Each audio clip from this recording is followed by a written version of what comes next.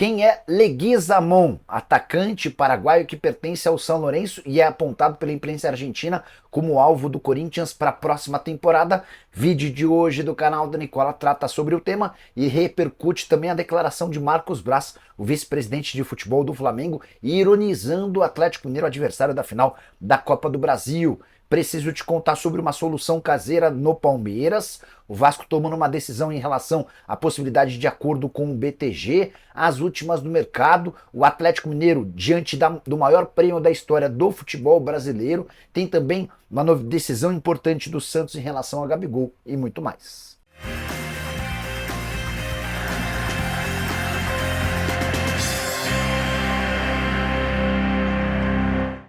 Fala aí pessoal, sou Jorge Nicola, bem-vindos a mais um vídeo do canal, sempre bom ter vocês por aqui sem perder tempo, pedir para deixar like, se inscrever no canal e ativar todas as notificações. Bora contar também que todo esse vídeo é um oferecimento de 1xBet, a mais antiga parceira do canal do Nicola. Tô colocando na tela jogos dessa quinta-feira, tem partida da Sul-Americana e também do Campeonato Brasileiro da Série B. A minha sugestão é de uma aposta dupla, imaginando a vitória do Corinthians contra o Racing e do Sport de Recife contra o Guarani. Para você fazer sua fezinha na 1xBet é simples, link no comentário fixo, clica, faz seu cadastro, só não esquece de utilizar o promo code Nicola para que eles saibam que você veio daqui, tá bom?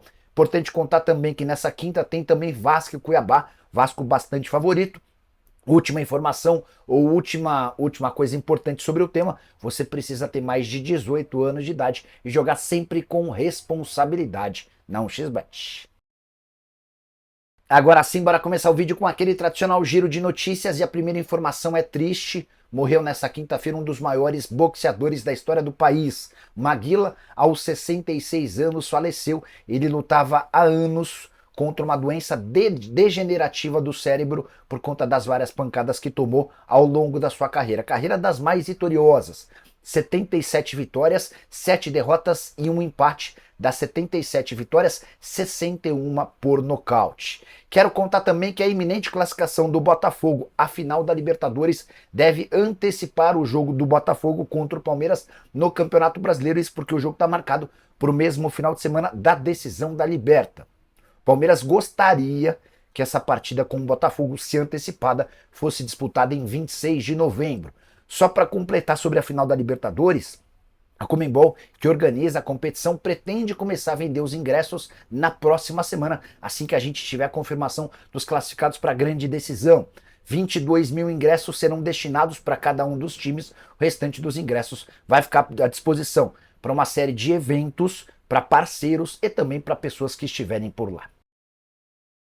Bora de notícia importante envolvendo o Gabigol. O Santos, um dos maiores interessados na contratação do atacante para 2025, desistiu de contratá-lo. Foram pelo menos 3 investidas ao longo do ano, a última delas com disposição de pagar 2 milhões de reais por mês, salário bem acima do restante do elenco. O Gabigol nunca demonstrou ou respondeu qualquer uma dessas ofertas, levando os dirigentes do Santos a entenderem que ele não quer voltar para Vila Belmiro. O Santos abre mão de fazer proposta e não deve mais negociar a possibilidade de contratar o Gabigol, cujo vínculo no Flamengo se encerra em 31 de dezembro, até por isso ele já poderia assinar um pré-contrato para se mudar de graça para qualquer clube do Brasil ou do exterior a partir de 1º de janeiro. Só para completar, na Vila Belmiro existe a suspeita de que ele possa ficar no Flamengo desde a contratação ou a efetivação de Felipe Luiz como técnico. Eu tenho contado para vocês que esse não é o plano da atual diretoria. Se o Rodrigo Duncho, candidato à presidência pela situação, vencer a eleição marcada para 9 de dezembro, o Gabigol não fica na Gávea. Agora sim, bora falar sobre o maior prêmio já pago na história do futebol da América do Sul. É isso que vão brigar os finalistas da Libertadores da América. Conmebol prometeu um prêmio de 23 milhões de dólares ou 131 milhões de reais para o campeão da edição desse ano. Isso sem falar na vaga no Intercontinental de Clubes, que acontece em dezembro no Catar, e no Super Mundial de Clubes em julho do ano que vem nos Estados Unidos. Sobre o prêmio de 131 milhões, nunca na história nem do Brasil nem na América do Sul pagou-se tanto. O título da Libertadores da América do ano passado, por exemplo, assegurou 102 milhões de reais ao Fluminense. Já o campeão do Brasileiro do ano passado, o Palmeiras, ficou com 47 milhões e meio de reais. O campeão da Copa do Brasil dessa temporada vai embolsar 73 milhões e meio de reais, nada que se compare a esses 131 milhões de reais, que equivalem a 7 meses da folha salarial do Atlético e algo entre 5 e 6 meses da folha salarial do Botafogo, os times brasileiros mais cotados para disputarem essa decisão.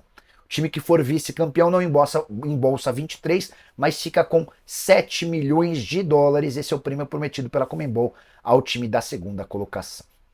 Bora mudar de assunto e falar sobre uma solução caseira para o Palmeiras. Verdão ainda não se definiu sobre encontrar um centroavante ou não para a próxima temporada. O objetivo inicial era ter um camisa 9. Vaga aberta desde a saída do Endrick, vendido na metade do ano para o Real Madrid. E agora surgiu uma possibilidade interna de o Luiz ser esse substituto. Jogador de só 18 anos de idade, que está desde o Sub-11 no Palmeiras. Ele chega com 10 anos de idade no Verdão. Ele vai disputar a Copa São Paulo de Juniores, isso já é líquido e certo, e depois da Copinha fica em definitivo no elenco principal do Palmeiras, atleta que nesse ano já chegou a atuar por 3 partidas, marcando um gol. Esse gol foi anotado pelo Campeonato Brasileiro. O Luiz é tratado dentro do Palmeiras como alguém com enorme potencial, um baita candidato a fenômeno, e o mercado internacional também já o reconhece desse jeito. Recentemente, o Arsenal, a Inter de Milão e o Southampton tentaram entender as condições com direito a uma proposta oficial do Southampton, proposta essa de 12 milhões de euros ou 74 milhões de reais. Multa rescisória do Luiz é de 80 milhões de euros, contrato até dezembro de 2028. Só para arrematar sobre o Verdão, mais de 31 mil ingressos vendidos para a partida do próximo sábado contra o Fortaleza no Allianz Parque. Preciso falar agora sobre o Vasco, que descartou depois da primeira rodada de negociações um acordo com o BTG Pactual. O banco estava negociando com o Vasco a possibilidade de um financiamento de muitos milhões de reais, algo na casa dos 165 milhões de reais, para que o Vasco pudesse equacionar suas contas e iniciar um processo de recuperação judicial. O presidente Pedrinho está convencido de que, na atual circunstância, o Vasco vai ter pouco valor de mercado. Mas, se houver esse financiamento e uma redistribuição da grana, com pagamentos das dívidas mais emergenciais, alongamento de outras dívidas e com fluxo de caixa mais adequado, o Vasco vai ter capacidade de buscar parceiros mais valiosos no mercado quando da venda da sua SAF.